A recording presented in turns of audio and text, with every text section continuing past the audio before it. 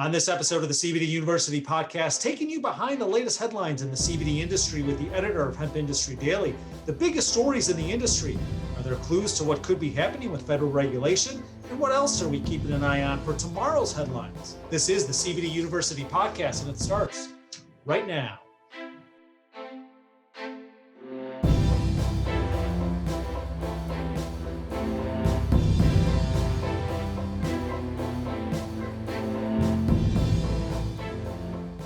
I'm Joe Agostinelli, host of the CBD University podcast. If you are a returning listener, welcome back to our podcast. And if you are a new listener, we are glad you found us on your podcast platform of choice. Don't forget, you can always catch full video episodes of the CBD University podcast on the Global Widget YouTube channel and the YouTube channels of our brands. And it's always a pleasure to catch up with Kristen Nichols. She is the editor of Hemp Industry Daily. And for those watching you on YouTube, this is another one of our Zoom episodes. And Kristen, welcome back to the podcast. It feels like we just had you, but it's actually been a couple of months. And in this industry, 2 months seems like about 10 years when it comes to I know, right? Yeah, it's great. I can't believe how fast time's going.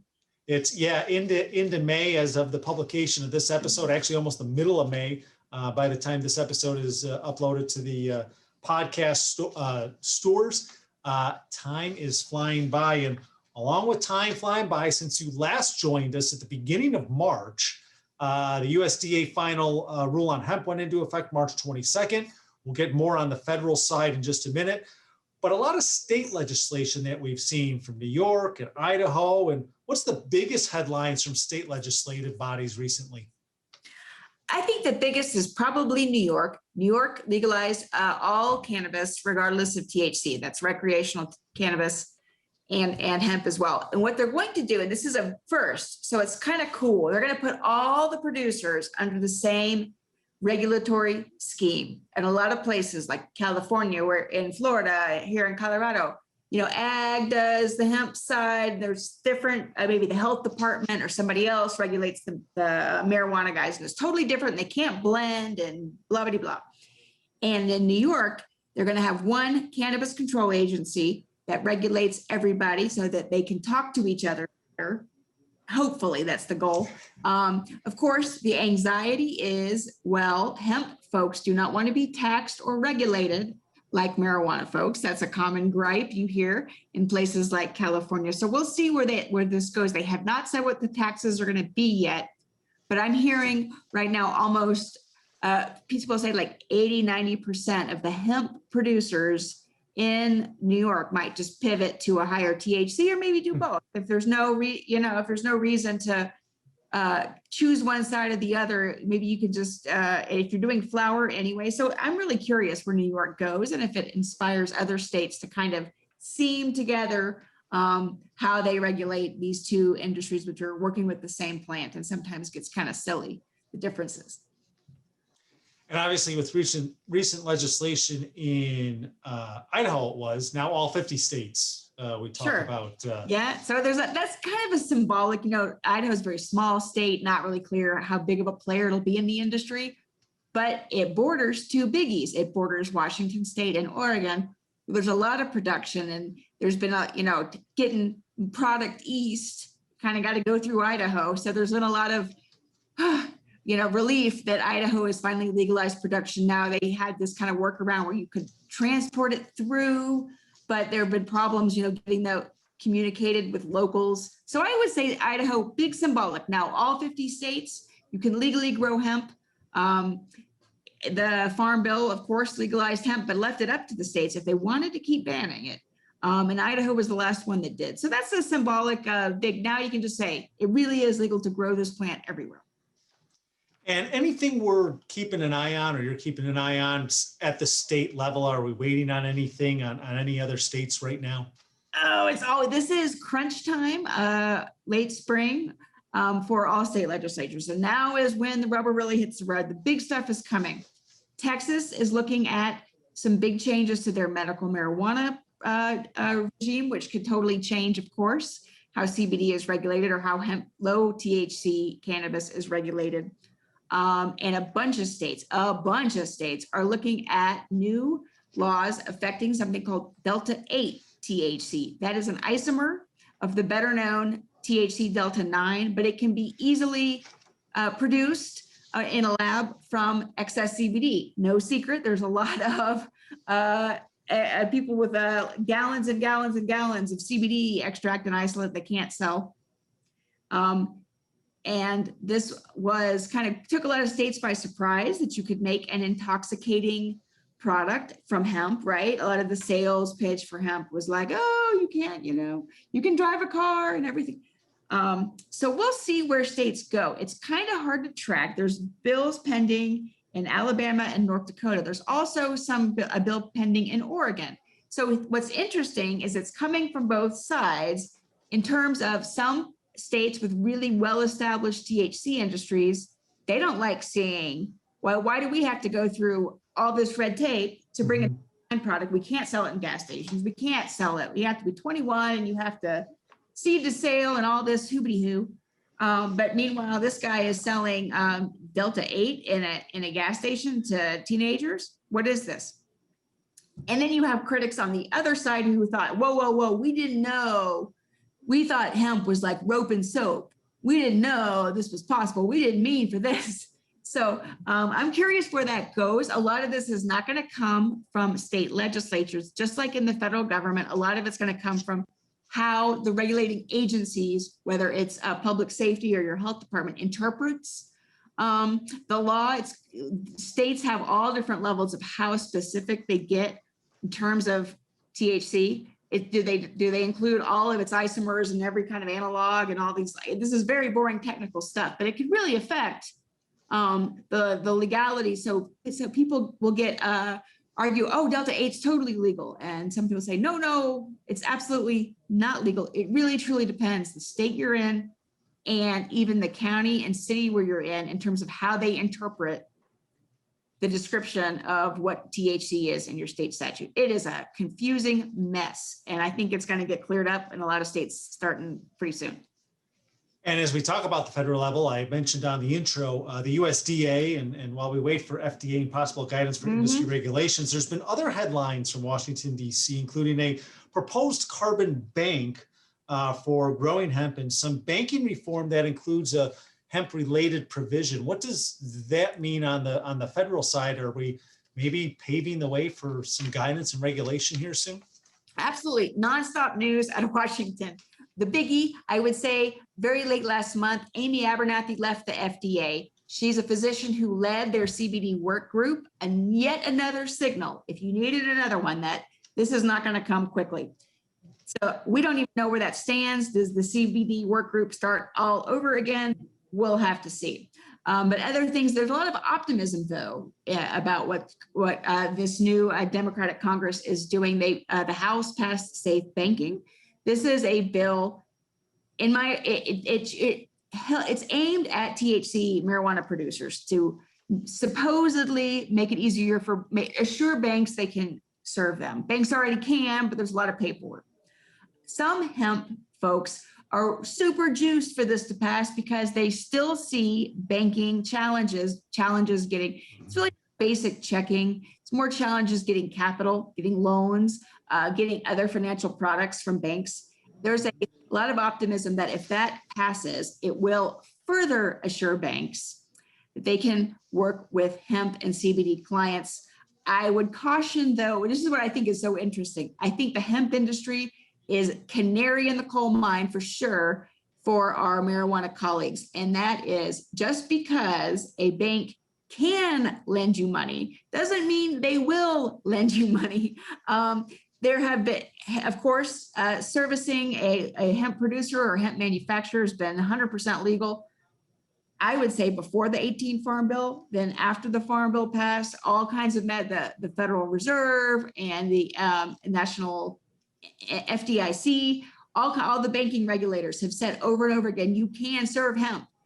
So when folks get frustrated that they're not finding access to the products, the financial products they want, it's really not Congress's fault. And I am not first to blame Congress for everything, but this is, I think, market forces at work here.